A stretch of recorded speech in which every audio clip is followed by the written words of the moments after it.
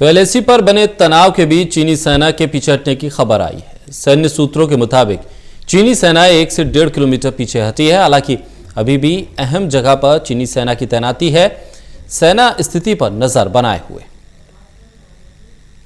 LAC पर चीन के साथ बने तनाव के बीच बड़ी खबर सामने आई है। सैन्य सूत्रों के मुताबिक टकराव वाली जगह पर चीन की सेना 1 से 1.5 किलोमीटर तक पीछे हट गई है। हालांकि अप्रैल वाली यथास्थिति अभी भी नहीं है और खबर है कि चीन की सेना अभी भी पीछे की तरफ अपने सैनिक साजो सामान के साथ बनी हुई है।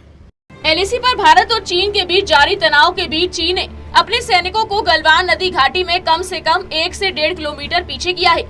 चीनी सेना की 15 जून को एलएसी पर झड़प वाली जगह से पेट्रोल पॉइंट 14 से 1.5 से 2 किलोमीटर तक पीछे हटने की खबर है। भारतीय जवान भी कुछ पीछे आ गए और दोनों पक्षों के सैनिकों के बीच एक बफर जोन बना दिया गया है।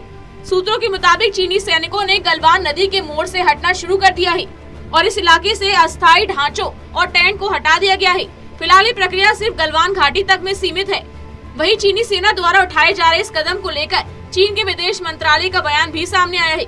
मंत्रालय ने कहा है कि 30 जून को दोनों पक्षों के बीच कमांडर स्तर की बैठक में बनी सहमति के बाद सैनिक पीछे हटे हैं।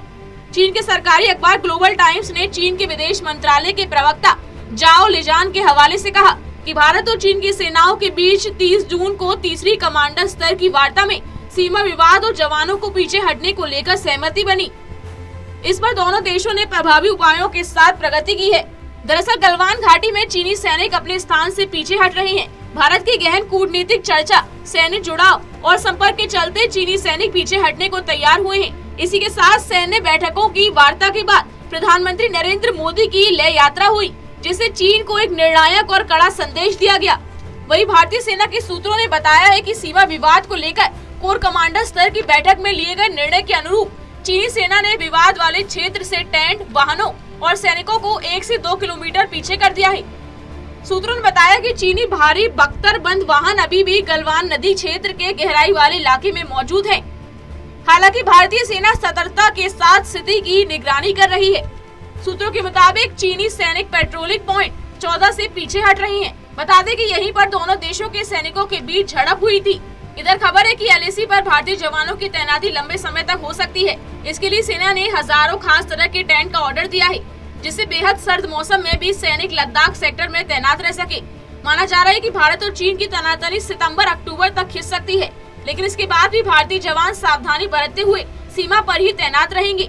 यही वजह है कि सेना ने इसकी तैयारियां शुरू कर दी है। जाहिर है प्रधानमंत्री नरेंद्र मोदी के लेह लद्दाख के दौरे के बाद भारत ने साफ कर दिया था कि भारत के साथ चीन कैसे रिश्ते रखना चाहता है वो खुद उस पर निर्भर करता है।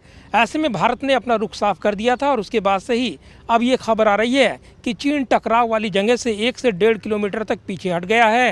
हालांकि इससे पहले भी ऐसी खबरें आती रही हैं, लिहाजा सैन्य जानकार कहते हैं कि चीन पर पूरा भरोसा नहीं किया जाना चाहिए।